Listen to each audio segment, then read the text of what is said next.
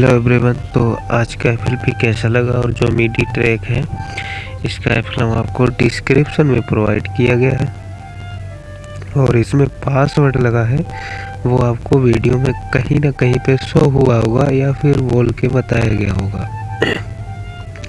अगर पासवर्ड नहीं मिला है तो आपको वीडियो एंड तक देखना है, क्योंकि बीच में स्किप करेंगे तो आपको पासवर्ड नहीं मिलेगा। और इसका पासवर्ड है तो इसका पासवर्ड हमारा 07 ही आपको डालना है। और हमारा मिडी ट्रैक कैसा लगा आप लोग बता सकते हैं कमेंट करके। और ऐसे बहुत सारे वीडियो पड़े हैं, आप हमारे चैनल पे मोर वीडियो देख सकते हैं। मिडी ट्रैक एफएलएम भी दे दिया है हमने, सारे एफएलएम आपको मिल जाएंगे, मिडी ट्रैक मिल जाएगा। और चैनल पे नए हो चैनल को सब्सक्राइब करना ऐसे, क्योंकि मैं ऐसे काफ़ी वीडियो अपलोड करता रहता हूँ अपने चैनल पे। और दूसरी बात, एफएल स्टूडियो मोबाइल चलाते हैं तो आपको बहुत ही हेल्पफुल वीडियो आपको मिल जाएंगे हमारे चैनल पे। और आशा करते हैं आपको कोई ना कोई वीडियो बहुत ही यूनिक आपको मिलेगा इस चैनल पे। और बेसिक चीज़ें आपको सीखने को मिलती है एफएल स्टूडियो मोबाइल से रिलेटेड। क्योंकि काफ़ी दिनों से मैं ट्यूटोरियल वीडियो इसलिए नहीं डाल पाता क्योंकि मैं ये वर्किंग टाइम में रहता हूँ, तो फिर मेरे पास इतना समय नहीं रहता है, तो फिर मैं MP3 इसका सेव करके अपलोड कर देता हूँ।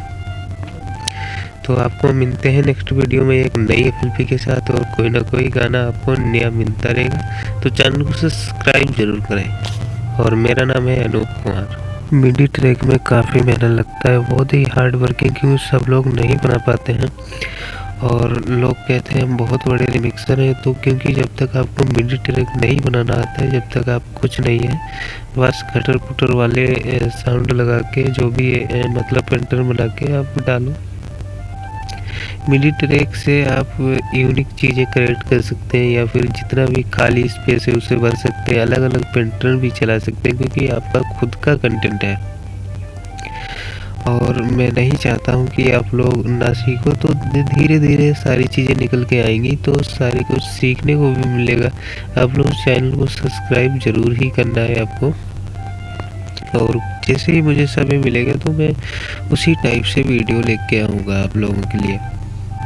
और इसमें जो लास्ट का पासवर्ड है वो आपको 29 डालना है, मतलब 29 आपका पासवर्ड लास्ट का रहेगा।